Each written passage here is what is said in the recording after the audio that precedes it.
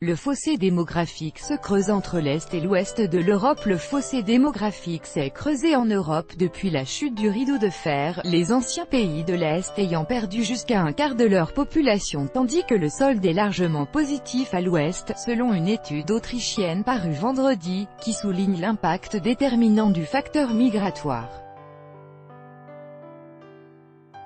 Alors que les taux de fertilité dans l'Est de l'Europe ne se distinguent plus de façon nette de ceux de l'Ouest, ce sont les mouvements de population qui divisent le continent en deux, souligne Thomas Sobotka, chercheur à l'Académie autrichienne des sciences, autrement AW, qui a piloté cette étude. Alors que la population a progressé de 12% entre 1990 et 2017 dans les 15 plus anciens États membres de l'UE, des pays occidentaux riches, elle a baissé de 7% en moyenne dans les 13 nouveaux États membres plus pauvres. Dans leur quasi-totalité, les anciens pays de l'Est, membres ou non de l'UE, ont enregistré un solde naturel, différence entre les naissances et les décès, négatif sur la période. Mais c'est le solde migratoire qui y explique pour la plus grande partie le recul de population, qui a atteint 27% en Lettonie, 23% en Lituanie, 22% en Bosnie-Herzégovine, 19% en Bulgarie, 15% en Roumanie et 13% en Croatie.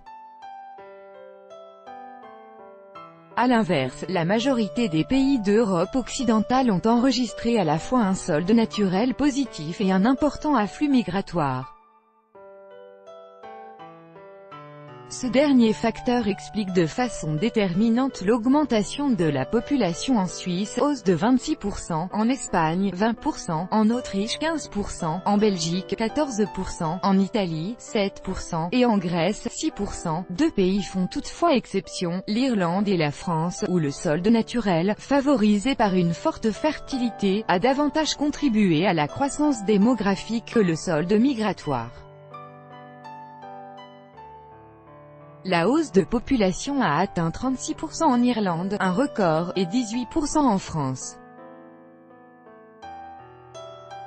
Également atypique à l'Ouest, l'Allemagne n'a vu sa population augmenter que de 4% depuis 1990, alors que le solde naturel y a été négatif. Le solde migratoire y est resté nettement inférieur à la moyenne des autres pays d'Europe occidentale, malgré l'arrivée de plus d'1 million de demandeurs d'asile depuis 2015. De la même façon, à l'Est, la Russie a pu limiter son recul démographique à 1%, le solde migratoire compensant en grande partie un solde naturel en recul de 10%, mais alors que l'Europe à 28 a vu sa population augmenter de 8% à plus de 510 millions d'habitants, la population active n'y représente que 246 millions de personnes et ce chiffre pourrait stagner, voire baisser dans les prochaines années, selon, qui pointe une tendance fondamentale au vieillissement de la population sur le continent.